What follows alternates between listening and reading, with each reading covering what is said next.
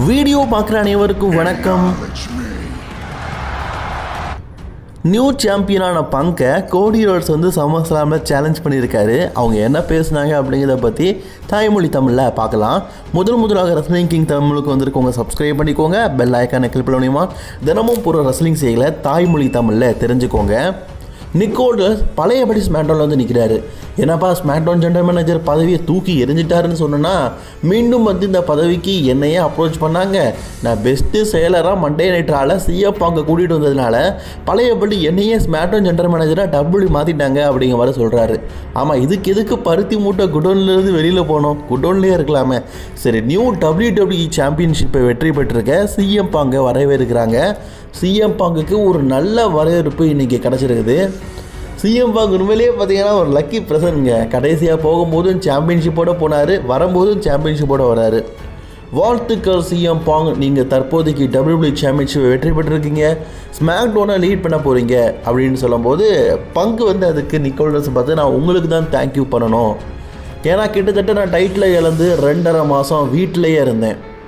நான் கடைசியாக போகும்போது ஒரு வார்த்தை சொல்லிட்டு போனேன். அதுக்காக அந்த வார்த்தையை ஞாபகம் வச்சுக்கிட்டு மீண்டும் என்னை கூப்பிடுவீங்கன்னு சொல்லி சத்தியமாக எதிர்பார்க்கல.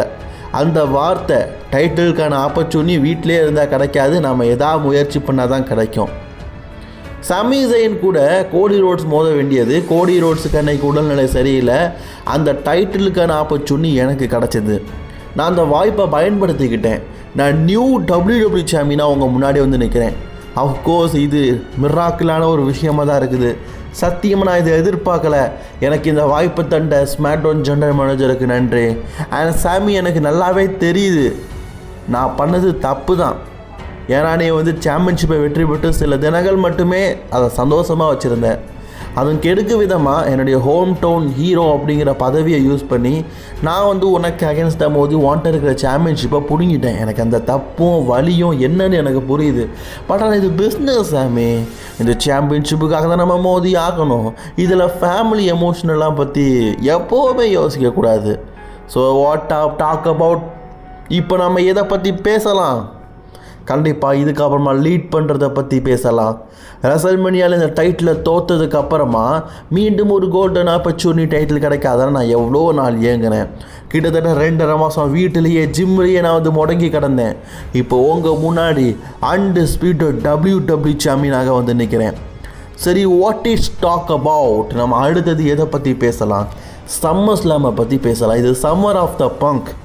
இந்த சீசனில் என்னுடைய டைட்டிலுக்காக என்னை எதிர்த்து மோத போகிறது யார்?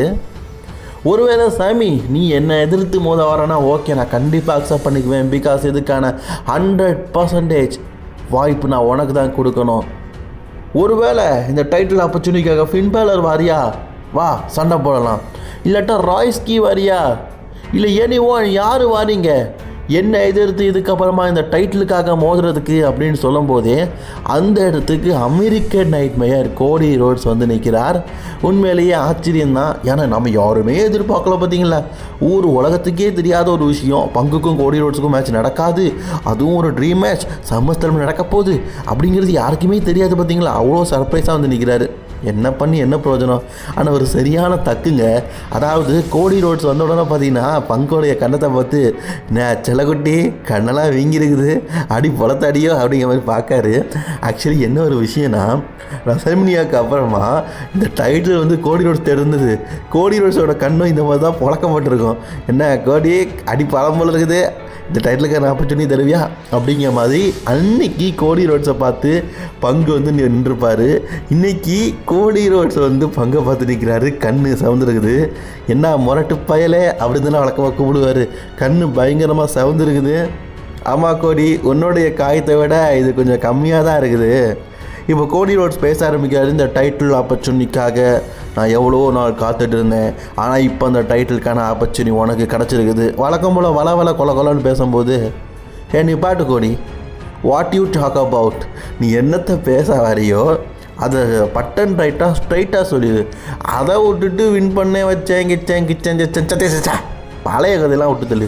எதுக்காக வந்திருக்கிற அதை பற்றி சொல்லுன்னு சொல்லும்போது, நான் டைட்டிலில் நீ வின் பண்ணியிருக்கிற அதை பற்றி பேசலான்னு வரும்போது, டே நிப்பாட்றா, எதுக்காக வந்திருக்கிற? வா பணம் சொல்லு. சரி ஓப்பனாக சொல்லணுமா, எனக்கு இந்த டைட்டில் வேணும், சம்மர் ஸ்லாமில் மேட்ச் தான்.